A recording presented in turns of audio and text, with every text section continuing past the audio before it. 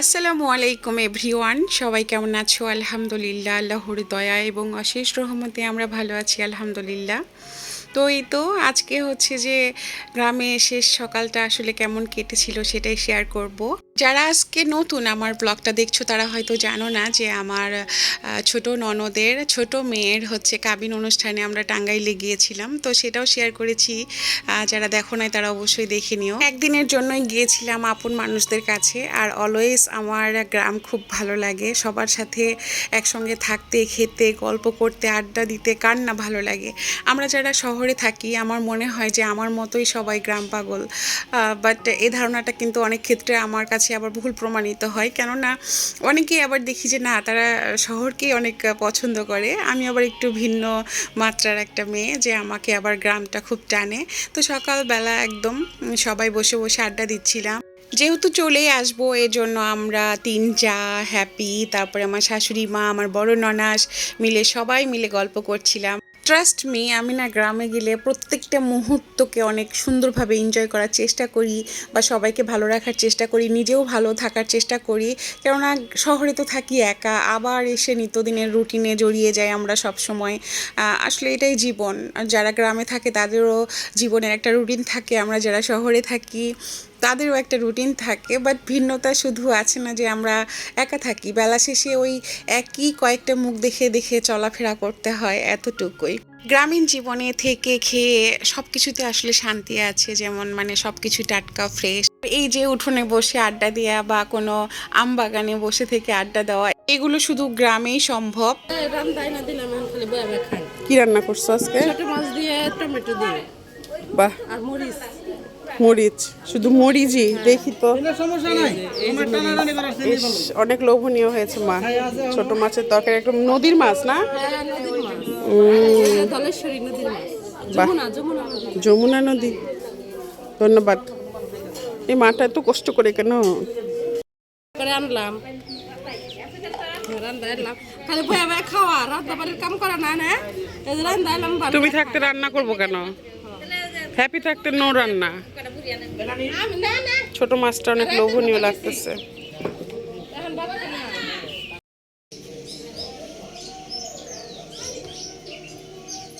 মনে হচ্ছে বুফে খাইতে দিয়েছে।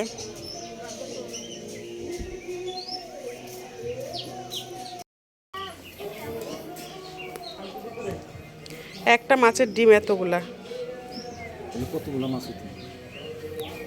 চিন্তা করেন।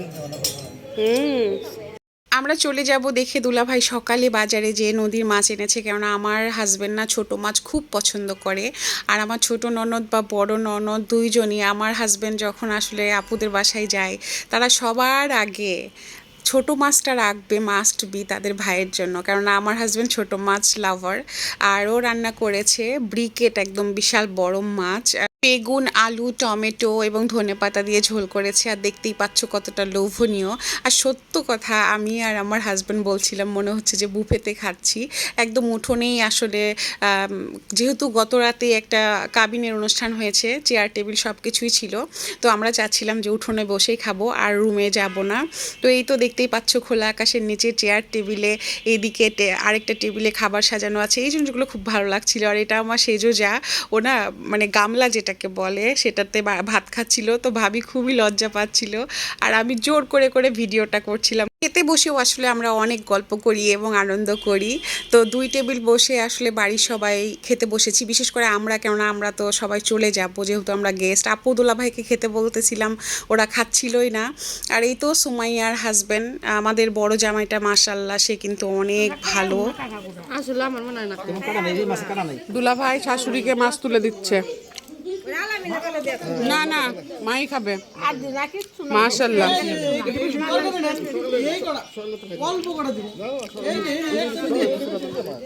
মা পারবেন, শুরু করেন ইনশাল্লাহ।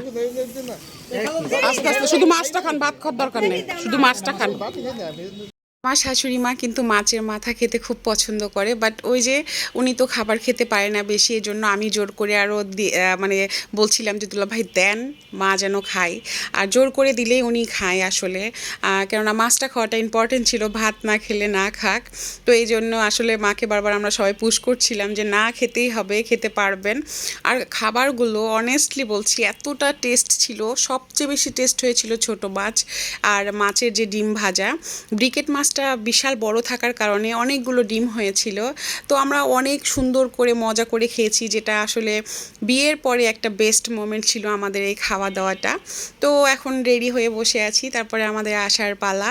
যারা এই মুহূর্তে ধৈর্য ধরে আমার ব্লগটা দেখছো, অবশ্যই ভিডিওর যে কোনো একটা পার্ট যদি তোমাদের ভালো লেগে যায় লাইক দিতে ভুলে যেও না, কমেন্ট করো এবং চ্যানেলটা সাবস্ক্রাইব করে আমার সাথেই থেকো। আমার দুইটা ননাস এবং দুইটা ননাসের হাজব্যান্ডের সঙ্গে আমার খুব ভালো একটা বন্ডিং, একদম ভাই বোনের মতো। তো দুই ভাইকে বলছিলাম যে ভাইরা অবশ্যই যাবেন। তো সবাই মিলে রেডি হয়ে গিয়েছি, কেননা হ্যাপিরা তাদের বাসায়, আমার শাশুড়ি মা বললাম যে মা ঢাকায় আসেন আমাদের সঙ্গে, বাট আমার মেজো দেবর যেহেতু গ্রামে ঘর দিচ্ছে, সেক্ষেত্রে মা এখন আর গ্রাম থেকে শহরে আসতে পারবে না, এই জন্য মা আসলো না, নইলে ঠিকই চলে আসতো মা আমাদের সঙ্গে ঢাকায়, কেননা রমজান মাস মা থাকলে ভালো লাগে। বাট মা আসতে ছিল না দেখে আসলে আর জোর করলাম না।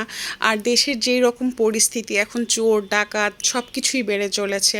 আসলে দেশের পরিস্থিতি নিয়ে কথা বলার আসলে বলতে গেলে কষ্ট ছাড়া আর কিছুই নেই, খুবই বাজে একটা অবস্থা। তো আমি সবার কাছ থেকে একে একে বিদায় নিচ্ছিলাম।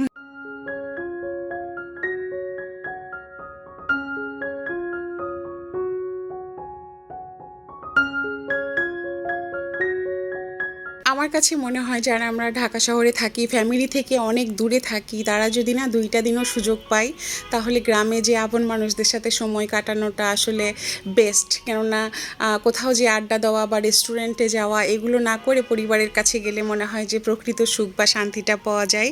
এটা আসলে আমার পার্সোনাল ওপিনিয়ন, যদিও আমিও সব সময় সব কিছু হয়ে ওঠে না, যাওয়া হয়ে ওঠে না, খুব কম আসা যাওয়া হয়। বাট আসলে সত্যি আমার হাতে যদি সুযোগ থাকতো তাহলে তো আমি প্রতি সপ্তাহেই চলে আসতাম, এইরকম আমার মনে হয়। তো এটাই আমাদের ছিল গ্রামে শেষ দিন।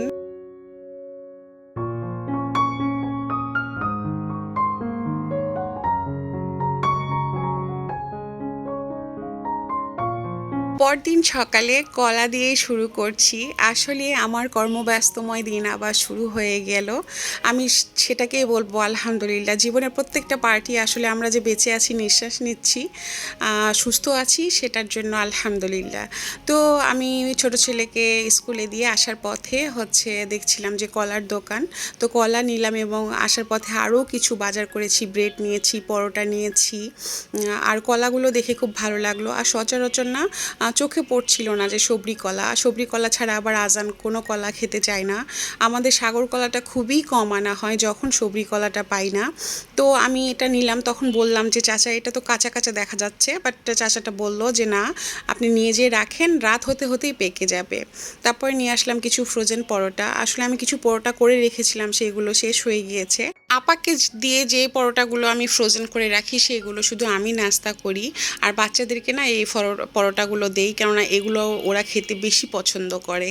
আরও এনেছিলাম বিটরুটের পরোটা খাবো বা জুস খাবো বলে।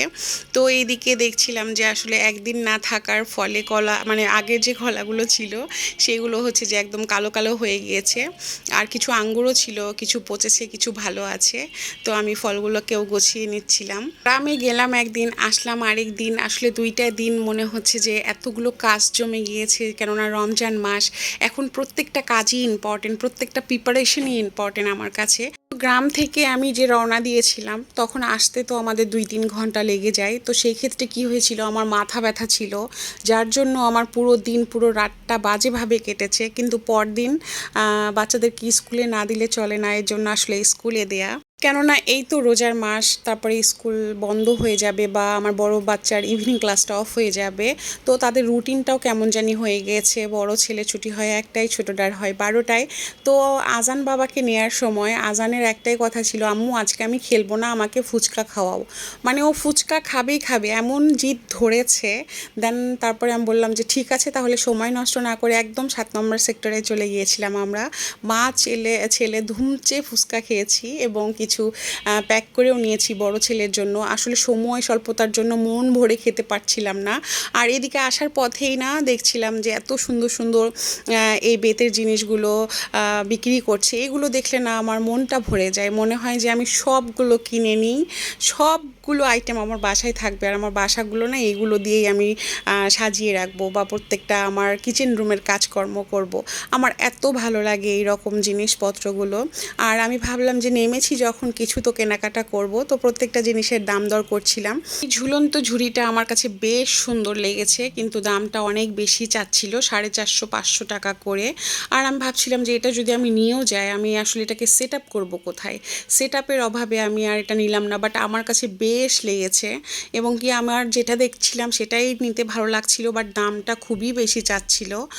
অ্যাজ ইউজুয়াল মানে দামের চেয়ে একটু বেশি চাচ্ছিল, মনে হচ্ছিল যে এগুলো শোরুমে সেল করতেছে এইরকম অবস্থা। বাট তোমাদের মনে হবে যে এগুলো আসলে এত কিউট কিউট, এত সুন্দর। আর তোমরা অবশ্যই কমেন্ট করে জানিও যে তোমাদেরও এগুলো ভালো লাগে কি না। আমার আলহামদুলিল্লাহ আমি অনেক কিছু কালেক্ট করেছি, এগুলো আমার বাসায় অনেক কাজকর্মই করে থাকি, বিভিন্ন ঝুড়ি বা হচ্ছে ফলের ঝুড়ি আছে, নানা রকম কাজে আমি ইউজ করে থাকি। বাট যত দেখি ততই ভালো লাগে। আর পাপোশগুলোর তো অনেক দাম ছিল, 500, 700, 600। আর যেগুলো একটু ছোট ছিল সেগুলো চাচ্ছিল 400 এই রকম। আর এইটা চাচ্ছিল 400, আর বড়টা চাচ্ছিল 800 এই রকম। মানে দামটা আমার কাছে একটু বেশি মনে হচ্ছিল। আর এদিকে মানে জোহরের আজান দিয়ে দিচ্ছিল, লেটও হয়ে যাচ্ছিল, বড় ছেলেকে নিতে হবে। বাট ওই রকম যদি ভালো একটা সময় পেতাম আমি, তাহলে আরও কিছু নিতে পারতাম ভালো মতো দেখে, চিন্তা ভাবনা করে। তো যাই হোক, আমি কি কি নিয়েছি সেটাও তোমাদের সঙ্গে শেয়ার করব।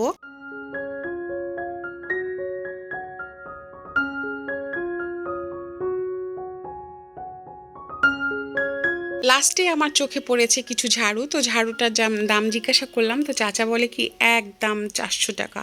আমি বলি একটা ঝাড়ু কখনো 400 টাকা দাম হয়? তো বলে কি এটা এক দাম, আমি তো 10 টাকাও কমাবো না, কেননা ঝাড়ুটা না এত সুন্দরভাবে বাঁধানো, এই বাঁধানোর জন্যই নাকি দামটা বেশি। তো যাই হোক, ঝাড়ু তো আর আমি নিব না। তারপরে আবার বড় ছেলেকে নিলাম। বড় ছেলের স্কুলের সাইডেই জাস্ট এত সুন্দর সুন্দর বড়ই বিক্রি করছিল। এই রকম বড়ই দেখে কি না কিনে থাকা যায় বলো, মানে লোভনীয় লাগছিল। তো আমার আবার এইরকম মিষ্টি বড়ইগুলো খেতে ভালো লাগে না, একটু টক মিষ্টি টাইপের বড়ই ভালো লাগে খেতে। আর এই বছর মনে হয় এটাই প্রথম বড়ই খাচ্ছি আমি, এই জন্য লোভ সামলাতে পারিনি, আমি তো বড়ই নিয়ে নিচ্ছিলাম। বড়ইও চাচ্ছিল 120 টাকা করে, তো সেখানে 100 টাকা করার পরে আমি আবার 1 কেজি বড়ই নিয়ে নিলাম।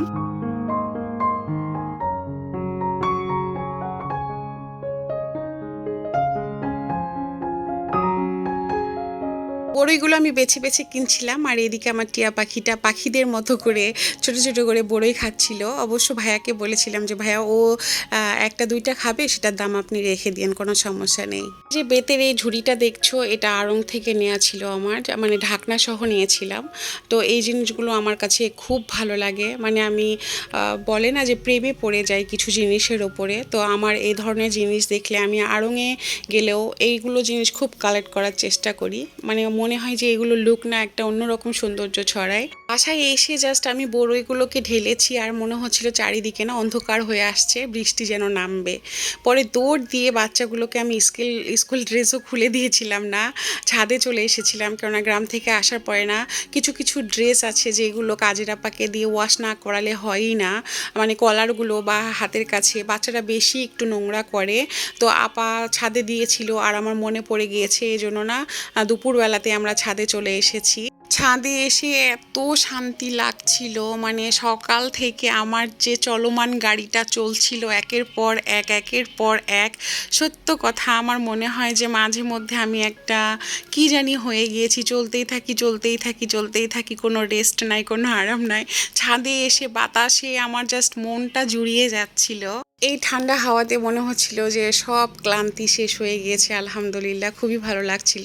বেশ কিছু সময় ছিলাম, আবার একটু ভয়েও ছিলাম যে না জানি বৃষ্টি নেমে যায়। তো তারপরে এসেই আমি হচ্ছে চুলায় দুধ তুলে দিয়েছি। গ্রাম থেকে দুধ নিয়ে এসেছি। গ্রাম থেকে যখনই দুধ নিয়ে আসি না কেন, আমি সবসময় চেষ্টা করি যে ফ্রেশ দুধটা না গরম করার পরে সবাইকে এক গ্লাস করে দেওয়ার, যে টাটকা একদম ফ্রেশ অথেন্টিক যেহেতু খাঁটি দুধ, তো সেক্ষেত্রে আসলে এই চান্সটা আমরা মিস দেই না, সবাই মিলে খাই। আর অবশ্যই পুডিং তো বানাবোই, এই জন্য একটু বেশি করে দিচ্ছিলাম। আর তারপরে আমি বললাম না যে আমি পার্সেল এনেছিলাম ফুচকার। এদিকে বড় ছেলে না বারবার বলছিল আম্মু আগে ফুচকা দাও, আগে ফুচকা দাও, তোমরা তো খেয়েছো, আমি খাইনি, আমি খাবো। তো যাই হোক, আসলে গ্রামের শেষ দিনটা এবং তারপরে ব্যস্তময় সেই সকাল থেকে দুপুর পর্যন্ত আমার লাইফটা তোমাদের সঙ্গে শেয়ার করলাম। অবশ্যই ভিডিওটি ভালো লাগলে মতামত জানিও। আর হ্যাঁ, রামাদান প্রিপারেশনের অনেকগুলো ব্লগ আছে আমার চ্যানেলে, ইফতারের অনেক প্রিপারেশনের ব্লগ আছে। আই হোপ যে তোমাদের কোনো না কোনো আইডিয়া বা তোমরা টিপস পেয়ে যাবা। আর ফ্রোজেন যেগুলো করেছি সেগুলো থেকেও একটা আইডিয়া পেয়ে যেতে পারো। তো অবশ্যই তোমরা সেই ব্লগগুলো দেখে নিতে পারো। আর এই মুহূর্তে যারা ব্লগ দেখছো, অ্যাকচুয়ালি তাদের যদি ফুচকা দেখে লোভ হয় তো আমি দায়ী না, আমি ক্ষমা প্রার্থী। আর এই ফুচকাটা one of the most favourite fuchka আমার, আর উত্তরার মধ্যে বেস্ট ফুচকা। আমি কি বলবো, এটা না খেলে আসলে বিশ্বাসযোগ্য বিষয় না। তো এইভাবে আসলে পানিপুরির মতো করে খেতে হয় ছোট ছোট ফুচকা, অনেক লোভনীয়। তো আজকের ব্লগটা এখানে শেষ, দেখা হবে নেক্সট ব্লগে। তোমরা ভালো থেকো। আজকের জন্য আল্লাহ হাফেজ এবং অগ্রিম রমাদানের শুভেচ্ছা রইল।